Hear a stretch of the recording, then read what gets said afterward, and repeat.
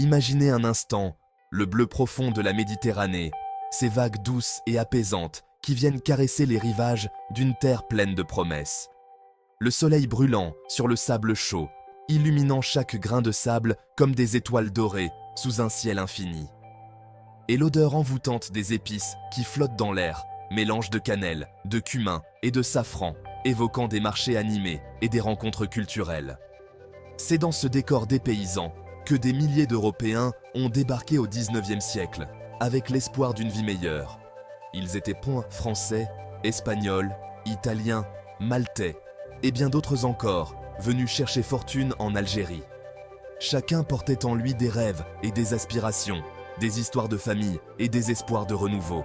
Ils allaient devenir les Pieds Noirs, un groupe à l'identité singulière, à la fois française et profondément ancrée dans la terre algérienne. Leur culture, leur langue et leur tradition allaient se mêler à celle des autochtones, créant une mosaïque unique.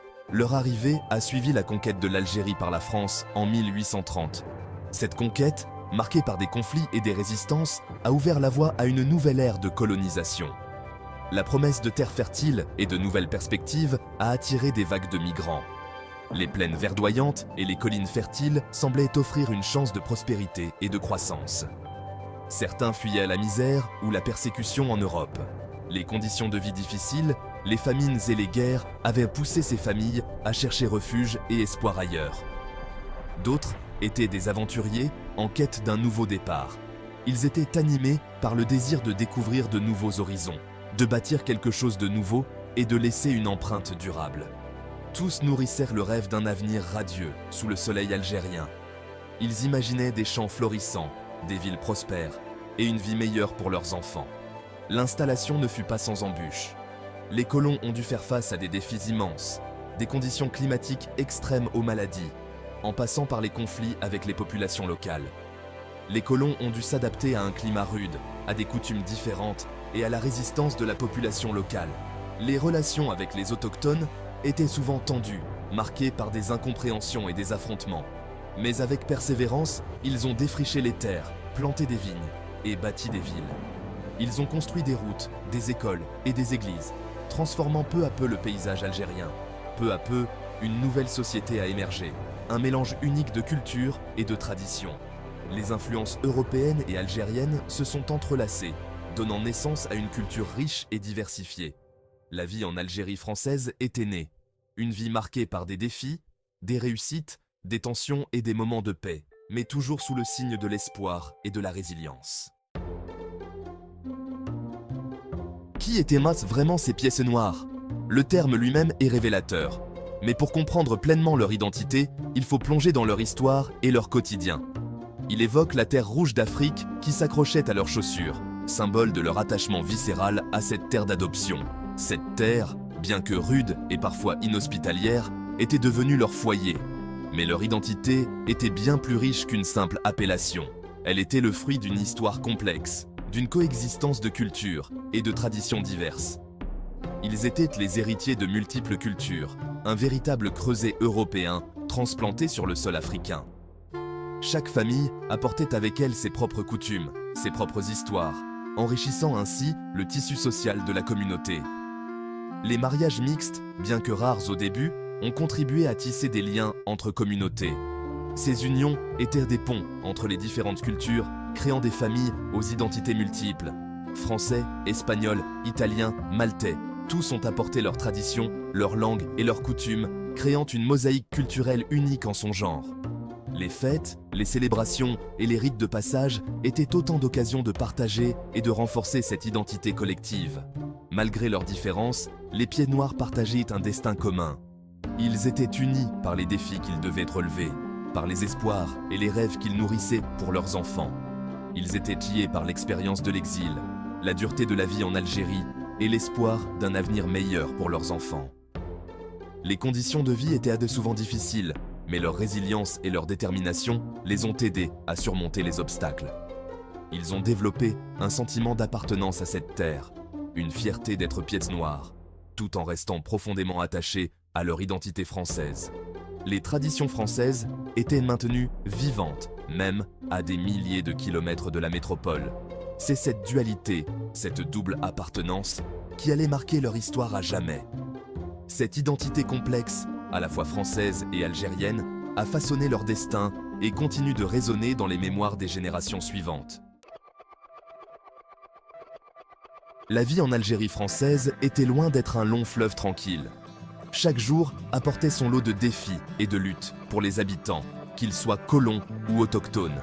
C'était une existence faite de labeur et d'efforts, où l'on travaillait dur sous le soleil de plomb. Les agriculteurs, qu'ils soient européens ou algériens, mettaient tout leur cœur à l'ouvrage pour tirer le meilleur parti de la terre. Les colons ont transformé les terres arides en domaines agricoles prospères, cultivant la vigne, les agrumes et les céréales.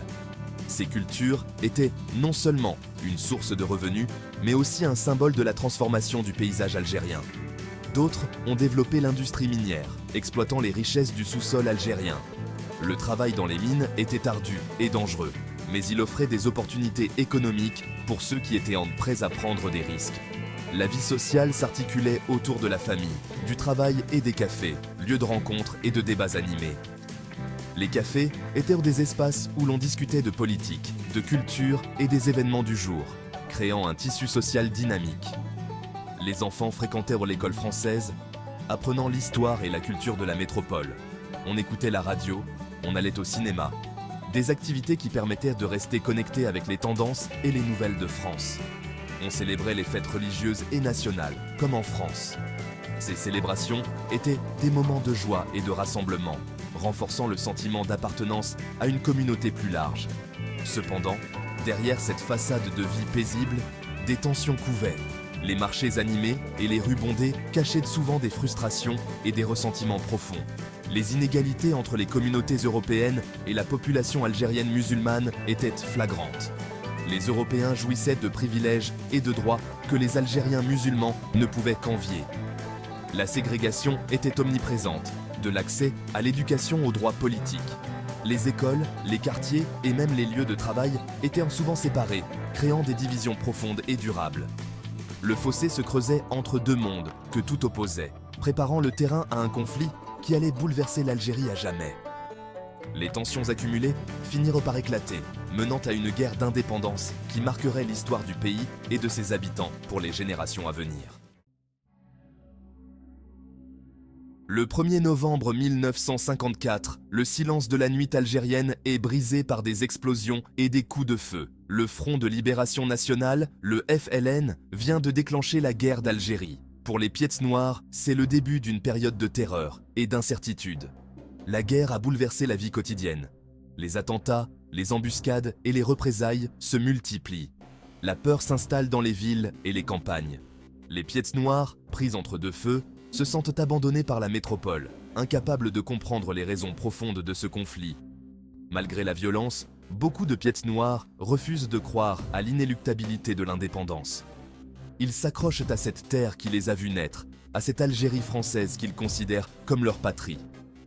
Mais le cours de l'histoire est en marche, et rien ne pourra arrêter le désir d'émancipation du peuple algérien. 1962. Après 8 années d'une guerre sanglante, les accords d'Évian sont signés, accordant l'indépendance à l'Algérie. Pour les Pieds Noirs, c'est le choc, la stupeur et la colère. Ils doivent quitter leur terre natale, abandonner leurs biens, leur histoire, leur vie. C'est le début d'un exode massif et douloureux. Des centaines de milliers de Pieds Noirs, pris de panique, quittent précipitamment l'Algérie. Les ports sont pris d'assaut, les avions surchargés. On laisse tout derrière soi, maison, terre, souvenirs. L'accueil en France est loin d'être chaleureux. Les Pieds Noirs sont perçus comme des Français d'Algérie, des étrangers dans leur propre pays.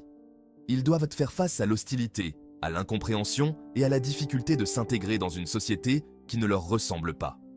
Leur exil forcé est une blessure profonde, une déchirure qui ne se refermera jamais complètement.